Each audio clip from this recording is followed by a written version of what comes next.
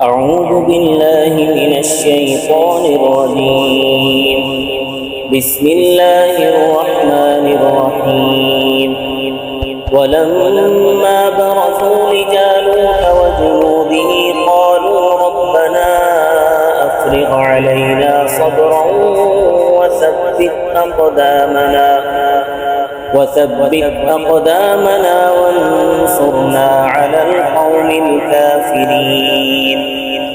فهزموهم بإذن الله وقتل داود جالوت وآتاه الله الملك والحكمة وعلمه مما يشاء ولولا دفع الله الناس بعضهم ببعض لفسدت الأرض ولكن الله ذو فضل على العالمين. تلك آيات الله نتلوها عليك بالحق وإنك لمن المرسلين. صدق الله العظيم. گزشتہ کل کے درس میں آپ حضرات کے سامنے میں نے یہ بیان کیا تھا کہ بنی اسرائیل بحر روم کے کنارے آباد ہو گئے تھے، لیکن ان کے مقابل ایک قوم تھی جن کا نام تھا عمالقہ. یہ بڑے طاقتور لوگ تھے، مال و دولت کے اعتبار سے بھی مضبوط تھے اور ڈیل ڈول کے اعتبار سے بھی بڑے طاقتور تھے. ان کے قد بھی بڑے لمبے لمبے تھے. یہ لوگ بنی اسرائیل پر حملے کرتے تھے، ان کا مال لوٹ کر لے جاتے تھے، ان کی لڑکیوں کو اٹھا کے لے جایا کرتے تھے. تو بنی اسرائیل والوں نے اس وقت جو ان کے پیغمبر تھے حضرت شموئیل علیہ السلام، ان کے پاس آئے اور ان سے یہ کہنے لگے کہ آپ اللہ سے جہاد کی اجازت طلب کریں، ہم نے عمالقہ کے خلاف جہاد کرنا ہے. حضرت شموئیل علیہ السلام نے ان سے کہا کہ دیکھو، مجھے اس بات کا یقین ہے کہ اگر تم پر جہاد کا حکم آ گیا تو تم جہاد نہیں کرو گے، تم بھاگ جاؤ گے. لیکن انہوں نے کہا کہ نہیں، ہم جہاد کریں گے، آپ اللہ سے اجازت لیں، آپ اللہ سے جہاد کا حکم نازل کروائیں. چنانچہ اور ساتھ میں یہ بھی کہا کہ ہمارے لیے ایک جرنیل بھی مقرر کریں، کیونکہ حضرت شموئیل علیہ السلام خود بہت زیادہ عمر رسیدہ ہو چکے تھے اور وہ خود زیادہ اٹھ بیٹھ بھی نہیں سکتے تھے، کمزوری نقاہت بہت زیادہ تھی. تو اس لیے بنی اسرائیل یہ سمجھتے تھے کہ حضرت شموئیل علیہ السلام تو قیادت کریں گے نہیں، تو کوئی جرنیل بھی مقرر ہونا چاہیے. تو انہوں نے یہ بھی مطالبہ کیا کہ ہمارے لیے کوئی کمانڈر اور جرنیل مقرر کروائیں. اللہ تبارک و تعالیٰ نے حضرت طالوت رحمۃ اللہ علیہ کو بنی اسرائیل کا جرنیل مقرر کر دیا. اب جب حضرت طالوت رحمۃ اللہ علیہ مقرر ہوئے تو یہ بنی اسرائیل کے لوگ لگے اعتراض کرنے، کیونکہ حضرت طالوت رحمۃ اللہ علیہ غریب آدمی تھے اور وہ مختلف کام کر کے اپنی گزر بسر چلاتے تھے، اپنے گھر کے اخراجات وغیرہ چلاتے تھے. وہ میں نے بتائے تھے گزشتہ درس میں کہ حضرت طالوت رحمۃ اللہ علیہ کیا کیا کام کرتے تھے. مطلب جو مزدوری مل جاتی وہ مزدوری کرتے تھے. ایک غریب آدمی تھے اور کسی پیغمبر کی اولاد بھی نہیں تھے اور نہ کسی بادشاہ کی اولاد تھے. تو ایک غریب آدمی کو اللہ تبارک و تعالیٰ نے بنی اسرائیل کا جرنیل مقرر کر دیا. اب بنی اسرائیل نے ان پر اعتراض کر دیا کہ یہ کیا بات ہوئی، ہم خود بڑے پیسے والے لوگ ہیں، ہمارے اندر ایسے ایسے لوگ ہیں جو مالدار ہیں، ان میں سے کسی کو جرنیل مقرر نہیں کیا، اور جو بالکل غریب آدمی ہے جس کے پاس کھانے کو کچھ نہیں ہوتا اس کو جرنیل مقرر کر دیا. لیکن یہ اللہ تبارک و تعالیٰ کا فیصلہ تھا. بہرحال کچھ کیل و قال کرنے کے بعد بنی اسرائیل والوں نے انہیں اپنا جرنیل مان لیا. اب حضرت طالوت رحمۃ اللہ علیہ نے جہاد کا اعلان فرما دیا. اب جہاد کرنے کے لیے جب نکلے تو بنی اسرائیل کے 70,000 نوجوان جہاد کرنے کے لیے نکلے. طالوت رحمۃ اللہ نے اعلان کیا کہ کوئی بچہ نہ جائے، کوئی بوڑھا نہ جائے، کوئی عورت نہ جائے، صرف نوجوان نکلیں گے. تو 70,000 نوجوان ان کے ساتھ چل پڑے. لیکن یہ ایسے چلے، ایسا لگتا تھا جیسے کوئی میلہ دیکھنے جا رہے ہیں. یہ لڑنے کے لیے نہیں جا رہے، یہ جہاد کرنے کے لیے نہیں جا رہے، یہ تفریح کرنے کے لیے جا رہے ہیں. تو حضرت طالوت رحمۃ اللہ علیہ نے سوچا کہ ان کا امتحان لے لیا جائے، کیونکہ وہ بڑے عقل مند آدمی تھے اور بڑے ہوشیار آدمی تھے اور لڑائی کے جہاد کے رموز سے بھی واقف تھے. ان کو معلوم تھا کہ لڑائی کیسے کرنی ہوتی ہے. تو انہوں نے کہا کہ راستے میں ایک نہر آئے گی جو فلسطین اور اردن کے درمیان ایک نہر ہے، آج بھی موجود ہے، اس نہر سے کسی نے پانی نہیں پینا ہے۔ ہاں اگر کسی کو بہت زیادہ پیاس لگی ہو تو ایک ہاتھ سے ایک چلو بھر کے پانی پی سکتا ہے، زیادہ پانی نہیں پینا۔ اب گرمی کا موسم تھا اور راستہ بڑا طویل تھا، اب یہ جب نہر آئی تو ان لوگوں نے پیٹ بھر کر پانی پیا۔ صرف چند لوگ تھے، ان 70,000 میں سے چند لوگ تھے جنہوں نے پیٹ بھر کر پانی نہیں پیا، یعنی ایک چلو سے پانی پیا۔ جنہوں نے پیٹ بھر کر پانی پیا ان کی پیاس نہیں بجھی، اور جنہوں نے چلو بھر پانی پیا تھا اللہ تبارک و تعالیٰ نے ان کو اسی ایک چلو سے مطمئن کر دیا اور ان کی پیاس بھی بجھ گئی۔ تو یہ جو چند لوگ تھے یہ تھے تقریباً 313۔ اب جن لوگوں نے پیٹ بھر کر پانی پیا تھا ان کو حضرت طالوت رحمۃ اللہ نے واپس کر دیا، انہیں کہا کہ آپ لوگ واپس جاؤ، آپ لوگ جہاد کے قابل نہیں۔ صرف یہ 313 کو لے کر عمالقہ کے مقابلے میں جا کھڑے ہوئے، اور سامنے جب نظر پڑی تو عمالقہ 1,00,000 کی تعداد تھی ان کی، اور تھے بھی سارے طاقتور اور اسلحہ سے لیس اور زرہ بند، سارے بڑی فوج تھی، اور مقابلے میں بنی اسرائیل کے صرف 313 افراد۔ ان 313 افراد میں بھی عمالقہ کو دیکھ کر 2 گروہ ہو گئے۔ ایک گروہ کہنے لگا کہ جی اتنے زیادہ یہ سامنے مقابل ہیں عمالقہ کے لوگ، 1,00,000 فوج ہے، ان کا ہم مقابلہ کیسے کریں گے؟ یعنی ان کی نظر اسباب پر تھی کہ ظاہری اسباب میں ہم ان کا مقابلہ نہیں کر سکتے۔ اور جو دوسرا گروہ تھا وہ ان کا ہی خیال یہ تھا کہ ظاہری اسباب جو بھی ہیں لیکن ہمیں اللہ کی مدد پر بھروسہ ہونا چاہیے، ہمیں ان سے لڑائی کرنی چاہیے۔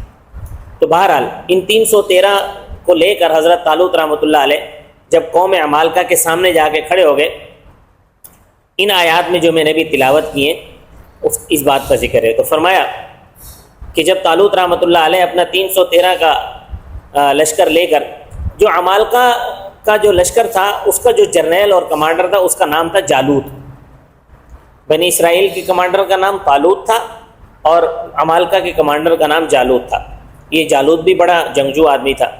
تو فرمایا وَلَمَّا بَرَزُوا لِجَالُوتَ وَجُنُودِهِ، اور جب بنی اسرائیل جالوت کے لشکر کے سامنے ہوئے، جالوت کا لشکر دیکھا کہ وہ تو بڑی کثیر تعداد میں، یعنی 1,00,000 آدمی، تو اس وقت اللہ کے حضور گر گڑا کر دعا کی، یعنی دعا کے لیے ہاتھ اٹھائے، فرمایا قالوا، اور کہا ربنا، اے ہمارے رب، افرغ علینا صبرا، ہم پر صبر ڈال دے، وثبت اقدامنا، اور ہمارے قدم ثابت رکھ، وانصرنا، اور ہماری مدد فرما، علی القوم الکافرین، کافر قوم کے مقابلے میں۔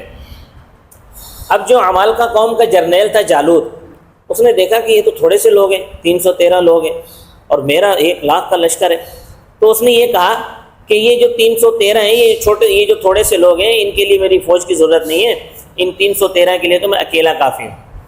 اس زمانے میں جنگ کا طریقہ یہ ہوتا تھا کہ پہلے دونوں طرف سے ایک ایک آدمی نکلتا تھا، ایک دوسرے کو مبارزت کا چیلنج دیتے تھے اور ان دونوں کے درمیان لڑائی ہوتی تھی، پھر اس کے بعد گھمسان کی جنگ شروع ہوتی تھی۔ تو جالوت جو ہے وہ خود میدان میں آیا، اس نے مبارزت کی دعوت دی۔ حضرت طالوت رحمۃ اللہ علیہ کے لشکر میں حضرت داؤد علیہ السلام کے والد اساع بن عویبت بھی شامل تھے، ان کے 6 بیٹے تھے، 5 تو جنگ میں شریک تھے، اور حضرت داؤد علیہ السلام کم عمری کی وجہ سے جنگ میں تو شریک نہیں تھے لشکر میں، لیکن سامان وغیرہ پہنچانے کے لیے وہ لشکر کے ساتھ آئے تھے، اپنے بھائیوں کو سامان وغیرہ پہنچاتے تھے۔ تو لشکر اسلام میں اللہ تعالیٰ کے پیغمبر حضرت اسماعیل علیہ السلام بھی موجود تھے۔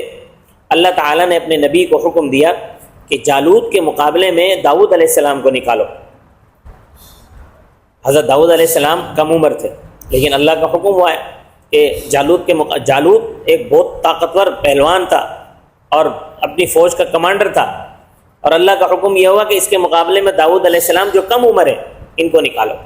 چنانچہ اللہ تعالیٰ کے پیغمبر نے حضرت اسماعیل علیہ السلام نے حضرت داؤد علیہ السلام کو اور ان کے والد کو بما 6 بیٹوں کے طلب کیا اور فرمایا کہ داؤد جالوت کا مقابلہ کریں گے۔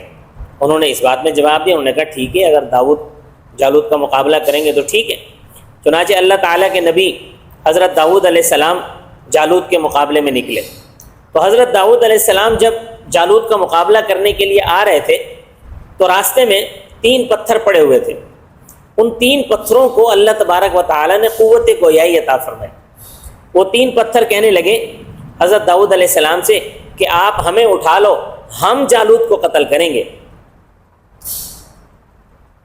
تو وہی پتھر حضرت داؤد علیہ السلام نے اٹھا لیے، اور وہ پتھر جب حضرت داؤد علیہ السلام نے جالوت کی طرف پھینکے تو وہ پتھر جالوت کو جا کر اس کی کھوپڑی میں لگے، اور کھوپڑی میں اس طرح لگے کہ پتھر لگتے ہی اس کا سر کھل گیا۔ اس کا سر ویسے ہی کھلا ہوا تھا، یعنی باقی پورے جسم پر اس نے جنگی لباس پہنا ہوا تھا، زرہ پہنی ہوئی تھی، صرف اس کا چہرہ کھلا ہوا تھا، تو ماتھے پر جا کر وہ پتھر لگے، اور یہاں سے لگے پیچھے سے نکل گئے۔ جب وہ پتھر یہاں سے لگ کر پیچھے سے نکلے تو وہ تو وہیں ہلاک ہو گیا۔ جب یہ ہلاک ہوا تو اس کا لشکر بھاگ کھڑا ہوا۔ اللہ تبارک و تعالیٰ نے بنی اسرائیل کو فتح عطا فرمائی، اسی کا ذکر ہے، فَهَزَمُوهُمْ بِإِذْنِ اللَّهِ، بس اہل ایمان نے ان کافروں کو شکست دی اللہ تعالیٰ کے حکم سے۔ وَقَتَلَ دَاوُودُ جَالُوتَ، اور حضرت داؤد علیہ السلام نے جالوت کو قتل کیا۔ وَآتَاهُ اللَّهُ الْمُلْكَ وَالْحِكْمَةَ، اور اللہ تعالیٰ نے داؤد علیہ السلام کو سلطنت اور حکمت دی۔ وَعَلَّمَهُ مِمَّا يَشَاءُ، اور ان کو سکھایا جو چاہا۔ حضرت داؤد علیہ السلام کو بعد میں اللہ تبارک و تعالیٰ نے نبوت بھی عطا فرمائی، علم و حکمت عطا فرمایا، اور داؤد علیہ السلام کو اللہ تبارک و تعالیٰ نے آواز بھی بڑی خوبصورت عطا فرمائی تھی کہ آپ جب تورات کی تلاوت کرتے تھے، زبور کی تلاوت کرتے تھے، تو پرند چرند حتیٰ کہ پہاڑ سب، ہوائیں سب آپ کی تلاوت سن کر مسحور ہو جاتے تھے۔ آیت کے اگلے حصے میں اللہ تبارک و تعالی نے جہاد کا فلسفہ بیان فرمایا وَلَوْلَا دَفْعُ اللَّهِ النَّاسَ بَعْضَهُمْ بِبَعْضٍ، اگر اللہ تعالیٰ بعض لوگوں کو بعض دوسروں کے ذریعے نہ ہٹاتے، لَفَسَدَتِ الْأَرْضُ، البتہ زمین خراب ہو جاتی۔ یعنی جب کسی گروہ نے زمین پر بد امنی پھیلانے کی کوشش کی تو اللہ تبارک و تعالیٰ نے اس کے مقابلے میں دوسری جماعت بھیج کر ان مفسدین کا خاتمہ کر دیا۔ وَلَكِنَّ اللَّهَ ذُو فَضْلٍ عَلَى الْعَالَمِينَ، لیکن اللہ تعالیٰ مہربانی کرنے والا ہے جہان والوں پر۔ یعنی جب یہ اللہ تبارک و تعالیٰ کسی ظالم کی بے خونی کرتا ہے تو یہ صحیح معنوں میں دنیا والوں پر اللہ تبارک و تعالیٰ کا فضل ہے۔ آگے فرمایا تِلْكَ آیاتُ اللَّهِ نَتْلُوهَا عَلَيْكَ بِالْحَقِّ، یہ اللہ تعالیٰ کی آیتیں ہیں، ہم تلاوت کرتے ہیں آپ پر حق کے ساتھ۔ یہ تمام واقعات بنی اسرائیل کے، اور یہ جو ابھی قصہ میں نے بیان کیا بنی اسرائیل کا، اور یعنی ہزاروں کا نکلنا اور پھر دفعتاً مر جانا، جو کہ گزشتہ